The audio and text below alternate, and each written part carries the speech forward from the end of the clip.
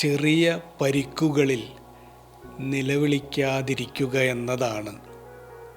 പലതും കരകയറാവുന്ന നിസാര വീഴ്ചകളാണ്. കുഞ്ഞു കുഞ്ഞു പരിഭവങ്ങൾ വളർന്നാണ് രണ്ടുപേരെ പിന്നെ ഈ ജന്മത്തിൽ പരസ്പരം ഒരിക്കലും കാണാതാക്കുന്നത്.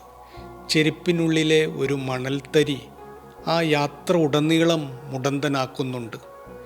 ഒറ്റ കൊതുകിൻ്റെ ചിറക് ശബ്ദം മതി ആ രാത്രി മുഴുവനും ഉറക്കം കെടുത്താൻ.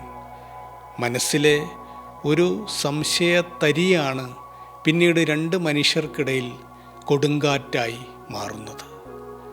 പല തുള്ളി പോലെ പെരുകുന്നുണ്ട് സങ്കടമായാലും സന്തോഷമായാലും.